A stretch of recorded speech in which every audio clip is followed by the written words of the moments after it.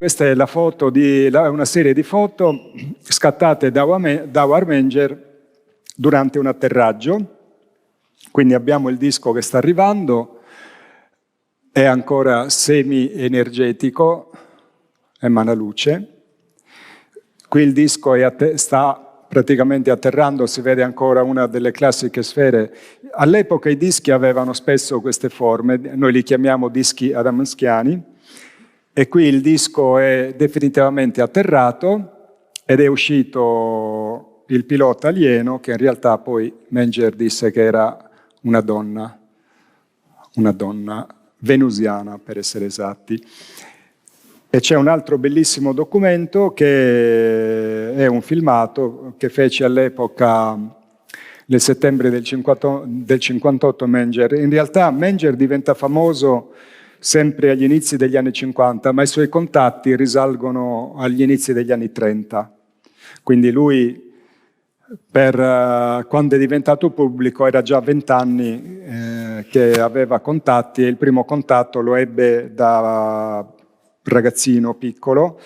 Lui viveva in una zona di campagna, gli piaceva andare a passeggiare nel bosco e a un certo punto incontra questa bellissima donna seduta su una roccia di una bellezza sovrumana, che gli profetizzò o gli annunciò, gli anticipò che lui avrebbe conosciuto sua sorella, che nel futuro si sarebbe incarnata sulla terra. E questo fatto poi accade e questa donna divenne la moglie di Howard Menger. Io sono stato in contatto via mail con lei perché volevo ripubblicare in Italia, non è mai uscito, il libro delle memorie, diciamo, di contatto di Howard Menger. Stavamo arrivando a un accordo, poi purtroppo è deceduta, era già molto anziana, e gli eredi mi hanno sparato cifre iperboliche, ho detto ciao. Non... Ah, ma questo libro è un bestseller, sì, del 59 però, cioè, non è un bestseller di oggi.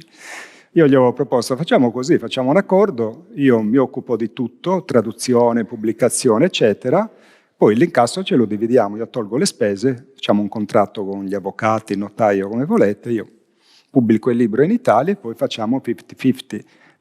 Tanto nonno diceva meglio il 5% di qualcosa che il 100% di nulla, perché se non fai l'accordo con me rimane lì a far la muffa, che è un libro del 59 che gliene frega. Però sono tesori storici. Pian piano sto recuperando la nutritissima libreria americana di volumi contattistici che in Italia non sono mai usciti. Poi in realtà l'ho già tradotto, me lo sono già letto, però non lo posso pubblicare, peccato. Adamski è stato attaccatissimo, gli è stato detto che le sue foto erano il coperchio di una lampada a gas da campeggio, che era la parte di un frigorifero, insomma, di tutto.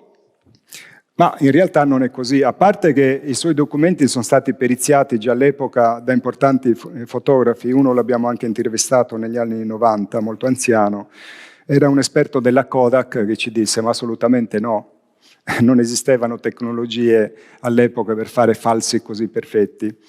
Ma c'è un caso importante, lo stesso che forse ho presentato poche volte, che è il caso di questo ragazzino, ovviamente all'epoca, Stephen Derbyshire, che a Coniston, Inghilterra, il 15 febbraio del 1954 fotografò un disco volante adamskiano classico che sorvolava Coniston Water nel distretto dei laghi in Inghilterra. L'immagine infatti è diventata famosa come una delle prime fotografie UFO in Inghilterra, così come quelle di Rhodes sono diventate famose come le prime foto UFO, una delle prime foto UFO degli Stati Uniti. Quindi questo ragazzino scatta questa foto con la macchina fotografica e c'è un ingegnere di nome Leonard Crump che capisce che questa realtà è vera e che ha interesse scientifico, e Leonard Crump si interessò e studiò l'ipotetica scienza che stava alla base delle incredibili capacità propulsive dei dischi volanti. Ha pubblicato vari libri, uno è questo, addirittura introdotto dall'amico di George Adamski, Desmond Leslie, Leonard Crump, vedete, Spazio, gravità e dischi volanti.